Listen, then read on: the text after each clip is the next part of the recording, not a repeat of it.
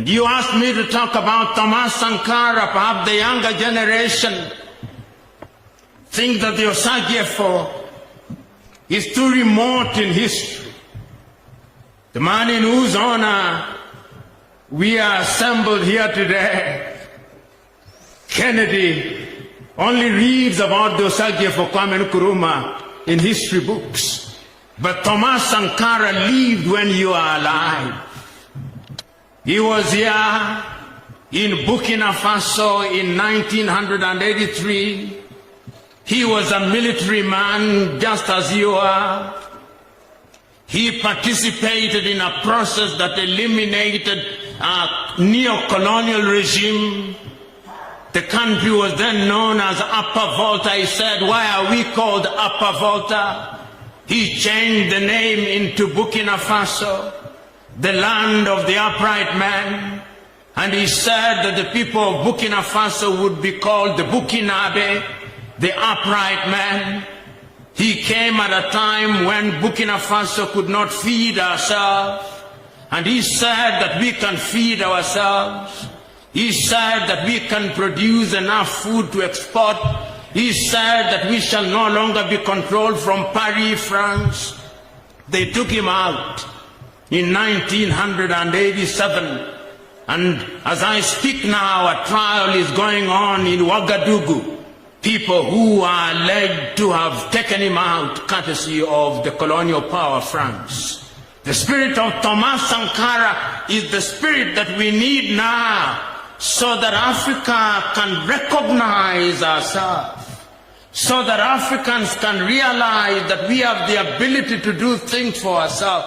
How I feel that if Thomas Sankara was here, perhaps working jointly with others, this continent would now have a vaccine of our own. We are going through a pandemic, but I'm quite certain that the Basutu, like all Africans, are waiting for the British to give them AstraZeneca. You are waiting for the Americans to donate to you Moderna or Johnson & Johnson. You are waiting for the Russians to give you Sputnik. And you are waiting for the Chinese to give you Sinovac. For how long will Africa be begging?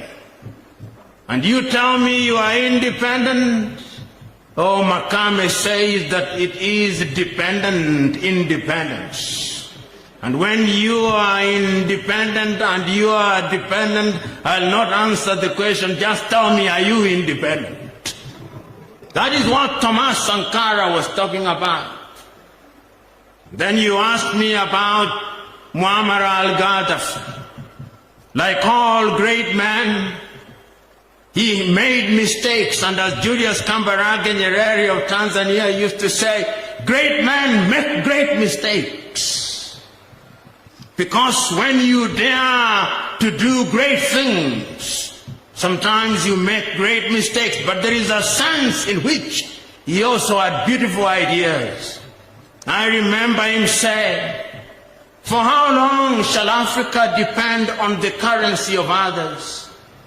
You know, when you travel across Africa, and you have the things that you and me have in our pockets here in Lesotho, you have maloti. When you cross the border, you meet the ram. When you cross the border and you go to Botswana, you meet the pula. When you go to Angola, you meet the kwanza. When you go to Malawi, you meet the kwacha. When you go to Zambia, you meet the kwacha. You go to Tanzania, you meet the shilling. You go to Kenya, you meet the shilling. You go to Rwanda, you meet the franc. You go to Burundi, you meet the franc. You go to Ethiopia, you meet a totally different currency. And you go to Mozambique, you meet the medical. And all of our currencies, the 33 of them are useless pieces of paper. They are useless because, as evidence shows, 80% of all transactions undertaken in Africa are terminated in the dollar. Gaddafi was saying, no, the time has come that Africans must have their own currency, backed by African gold. That is what Africa must be thinking about when we talk about African unity. That is what we are thinking about, and that is what we are talking about. And you asked me to remember a man with whom I had a long conversation about Africa, John Joseph Pombe Magufuli. You know, when John Joseph Pombe Magufuli came into Tanzania, he came in for a short time, but he demonstrated to the world that it can be done with the resources of Tanzania. And I think the man who put it best was Lazarus Makathi Chakwera, the president of Malawi, on the occasion of the oration that he gave for 8 minutes during the funeral of John Joseph Pombe Magufuli. I'll not repeat the oration, but he said in effect that the world did not know that there existed a John Joseph Pombe Magufuli who could demonstrate to the world that you can build a dam without borrowing a cent. That you could do things in your country by using the resources of your own country. That you could re-inject a people with an enthusiasm that gives them self-esteem they did not know until John Joseph Pombe Magufuli came. But he is with our Lord now. What we can do now, when we remember those 5 leaders and many more, because Africa has had other great leaders in the political arena, you can mention the man who was mentioned a little earlier here, from Mali, Modibo Keita. And you remember that it is Modibo and Sékou Touré of Guinea and of course Kwame Nkrumah of Ghana who started to create something that would have led to African unity. And it's not only Modibo that was great. Amilcar Cabral in Guinea-Bissau was also a great man, as was Julius Nyerere and many others, Ahmed Ben Bella, the old ones will remember. But what lessons do we learn here now? Today, you and me recognize how weak Africa is. Writing in 1963, in a book entitled Africa Must Unite, Kwame Nkrumah says, Africa may be in a position to free herself politically. She may even be in a position to free herself economically. But my fear is the psychosocial impact of colonization. The Europeans have succeeded in demonstrating and in telling the African that he is inferior. And somehow the Africa still believes that he is inferior. He said that that will take a little longer to eliminate.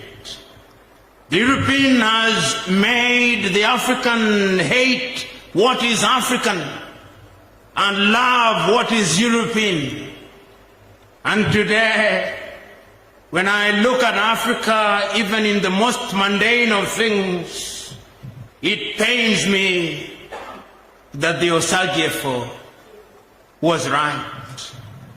Because the battle is the battle of the minds. We of the old generation, and I believe it is also true here in Lesotho, when you have gone to school and you are in the middle class, you don't want your children to speak your mother tongue. You want them to speak English. When they speak Sesotho, you warn them.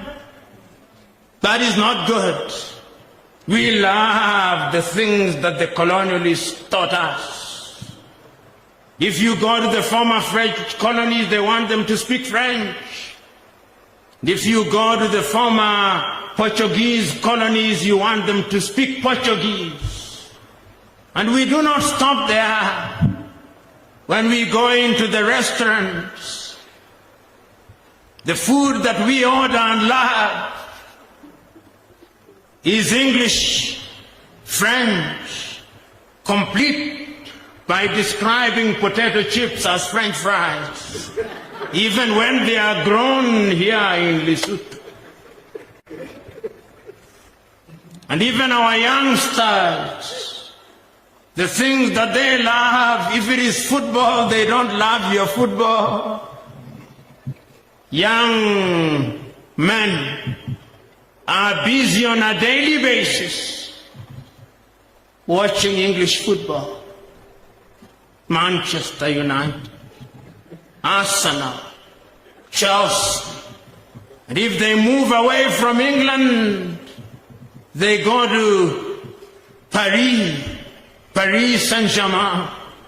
If they move a little, they go to Spain, Real Madrid, Barcelona. And if they move away, they go to Italy, Roma. Oh, Africa. You'll never hear a young football enthusiast in Lesotho talking about Kaiser Chiefs, or Orlando Pirates, or Mufulira Wanderers, or St. George's in Ethiopia. Our minds are captured.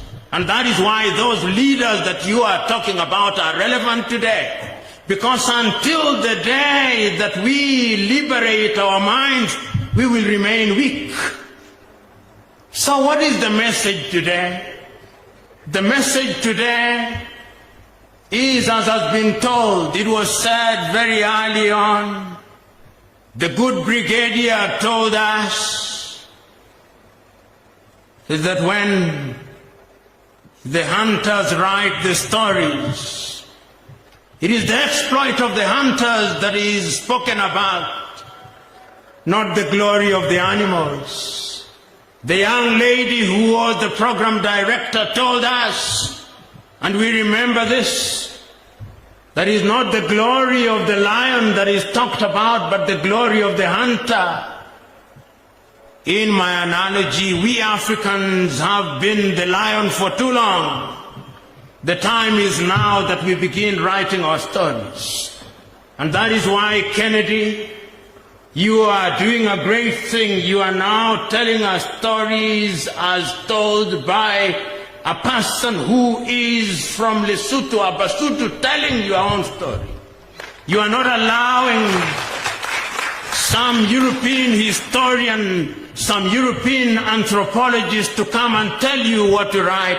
You are writing it from the depths and the inner sanctums of your mind and your heart. It is only in that way that Africa will be liberated.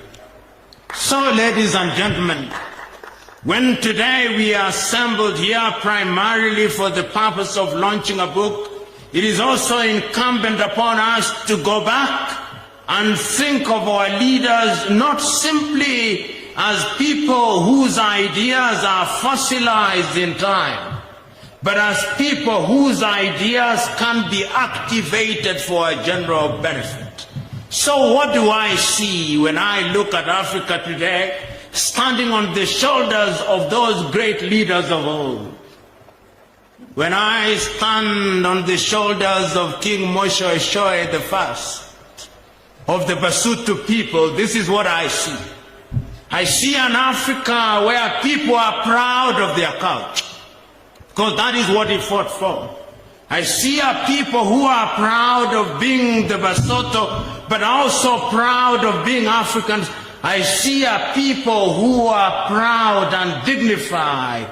I see a people who recognize that our dignity lies in our diversity, standing on the shoulders of Moshe Shoe I. I can see it. When I stand on the shoulders of the Osagie for Kwame Nkrumah, accuse me all you want, call me intellectually lazy, call me a romanticist, call me naive, but when I stand on the shoulders of the Osagie for Nkrumah, this is the Africa that I see. I see an Africa one day where there'll be a single passport for all of us.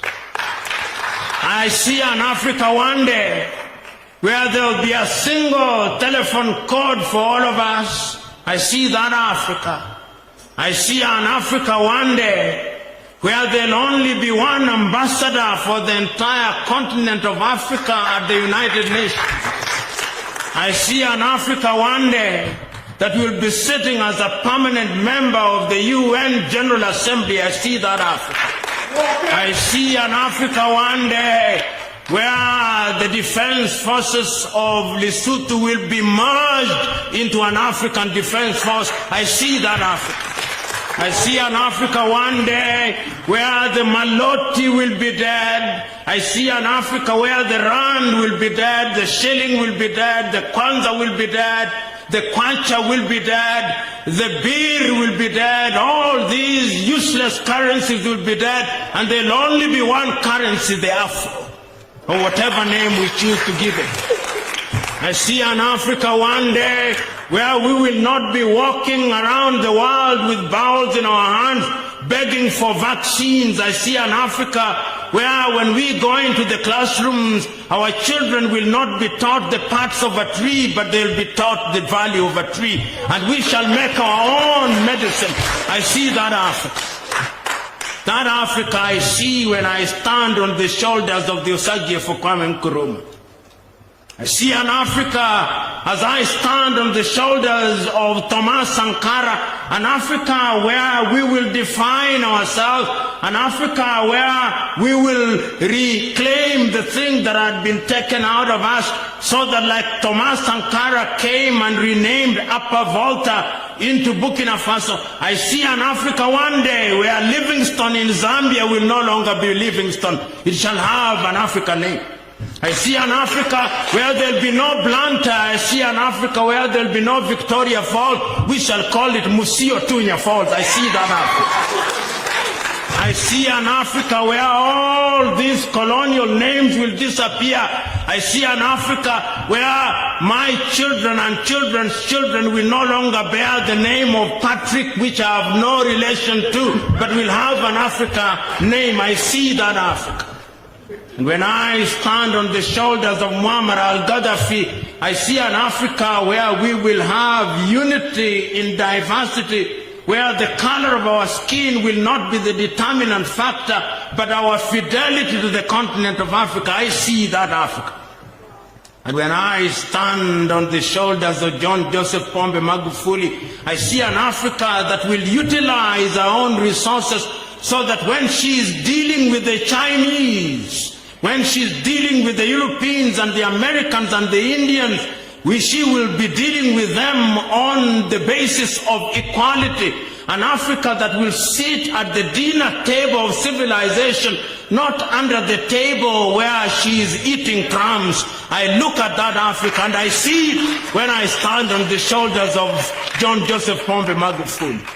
And I could stand on many other shoulders. I could stand on the shoulder of Patrice Emery Lumumba and say that I'll see an Africa where history is written by us in the same manner that Kennedy Selassie has now written here today, and we are celebrating. I can also stand on the shoulders of Mwalimu Kambarage Nyerere and on the shoulders of Samora Moises Machel and say with Samora, a luta continua victoria esse.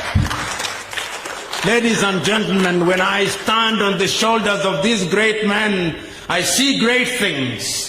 And as my good sister, Madam Bosio said, I have no nightmare, I have big dreams. And I will not allow nightmares to stand in my sight. I only know that those dreams will become realities. But the last time I checked, when you dream, you must wake up. otherwise you cannot fulfill those dreams. So the good old general, we will not continue in our slumber. We are dreaming, we are waking up, and Africa shall be great. And today I'm happy because we are celebrating a young man born only in 1991, a young man who has gone to school and read mathematics and computer science, a young man who has chosen to rise through the ranks. He's a private, he's an airman, a young man who is winning accolades, a young man who has founded a foundation, a young man who is telling other young men and women it can be done, it must be done, because it is our duty to do it. So, ladies and gentlemen, it is a joyous occasion here today as we celebrate Africa and as we imagine an Africa that will come, and it shall come. Those who are doubting us will be disappointed, and it is our duty to disappoint them. If it does not come during our lifetime, it shall come during the lifetime of our children, and if it does not come during the lifetime of our children, it shall do so during the lifetime of our grandchildren, and if it does not come during their lifetime, it shall come regardless. God bless. Talk about colonization, but we know about it. If it were an occasion to talk about neocolonization, I would talk about it because it's alive and well, even as I speak. Many African countries now pride themselves of being independent, but I dare question our independence. Of course, we now govern ourselves politically. Of course, we now have national anthems. Of course, we now have our defense forces. Of course, we now have things that define who we are. And there is something good about that. And it also helps to remind us of the leaders who sacrificed that we may be where we are, although that is only but the beginning. You, the people of Lesotho, remember one of your greatest men, King Mosho Eshoe, and you will remember of him that when the white man came here, he was able to resist gallantly. And this mountain republic in many ways preserved our culture because he was a brave man who led brave people. And that is why you proudly say the mountain kingdom of Lesotho. That is why the people of Lesotho still retain their culture. That is why even when you wear your now much more improved blankets, you do so with pride and dignity. That is why when you speak your language, you speak it with dignity. And that is why you are proud people, because in your midst there lived a man, there lived a king who was proud not only about the culture of his people, but about the culture of the continent of Africa. And that is why this afternoon you've said, as I talk about the leadership of Africa, I should remember him, and remember him I do. You've also said that I should remember the Osagie for Kwame Nkrumah.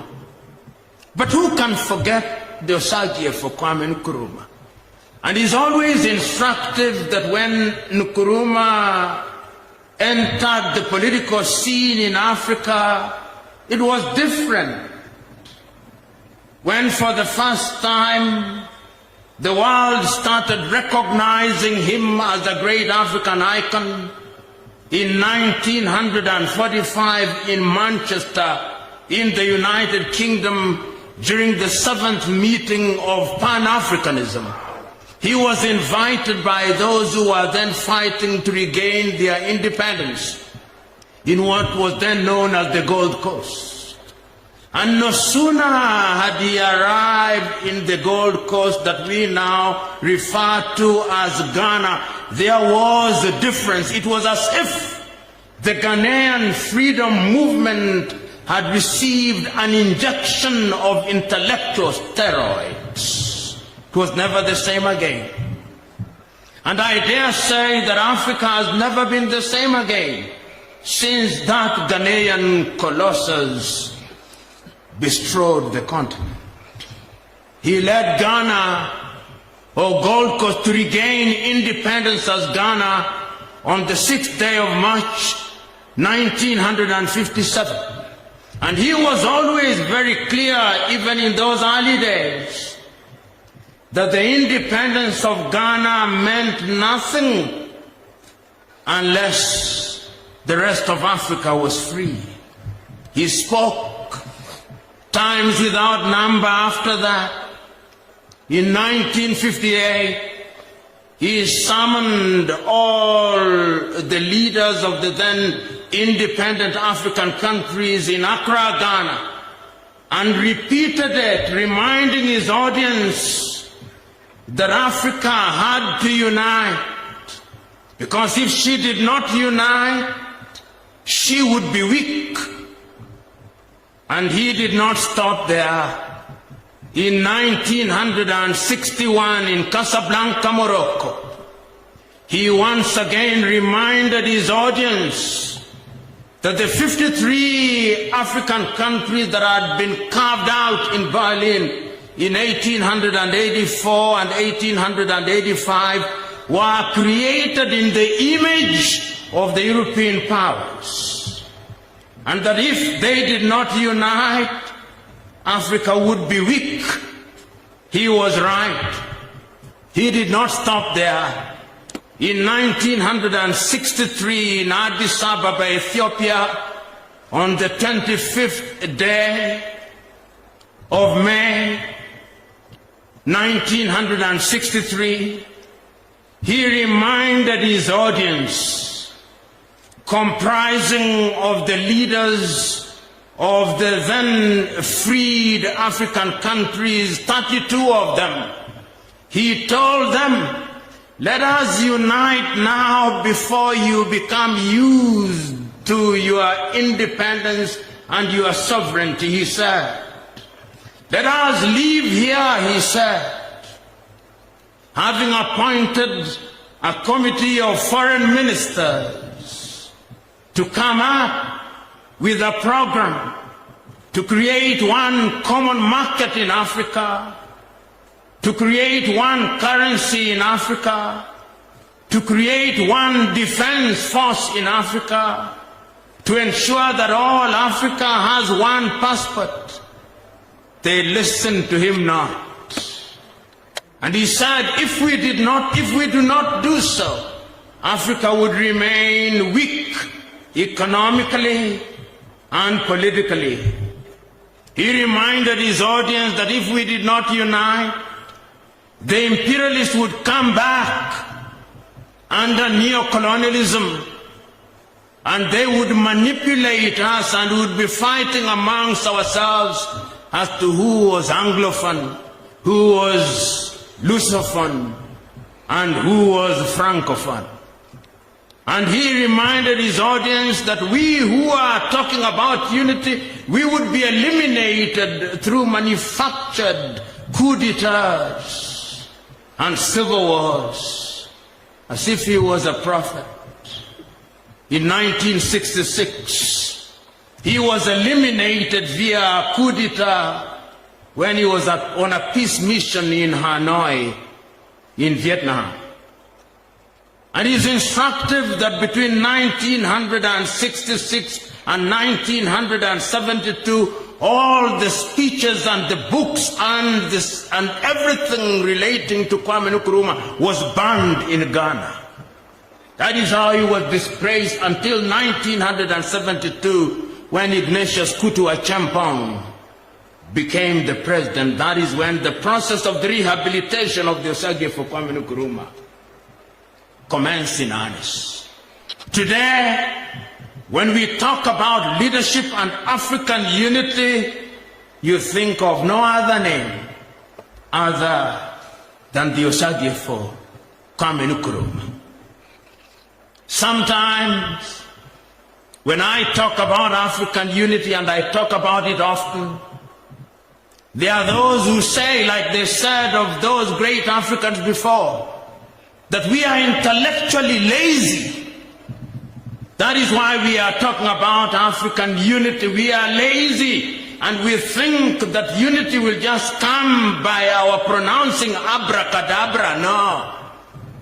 We are not intellectually lazy.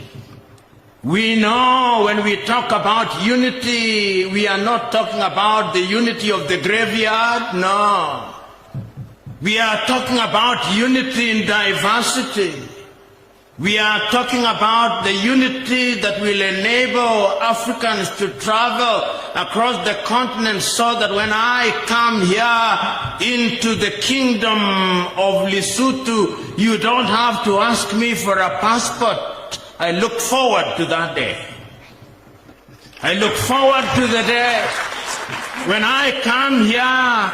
I do not have to grapple with a different telephone code. There are 53 telephone codes in Africa. Lesotho is 266. Saddens me. If only we could have one like the United States of America, it would be much better. When I come here, having flown, if I were to fly directly from Nairobi, Kenya to Maseru, I would not need another COVID test, because in the United States of America, you fly from Boston, Massachusetts to San Francisco in California, 6 hours. You don't need another COVID test. But when I do so in Africa, I need another COVID test. The poorest continent in the world, spending money where it ought not to be spent. We are not intellectually lazy. Some say that we are romantics, that we romanticize the Union of Africa. How can we romanticize such an important thing? Kingdom of Lesotho is a great kingdom, but its population at best is only 2 million. If you are in the business of manufacturing 2 million, a market of 2 million is not sufficient. But when we unite and we remove the tariff and non-tariff barriers standing in our way, Lesotho will produce beef, and there'll be a market of 1.4 billion. Lesotho could be the Switzerland of Africa. Or is it that Switzerland will become the Lesotho of Europe? Perhaps that is the better way to put it.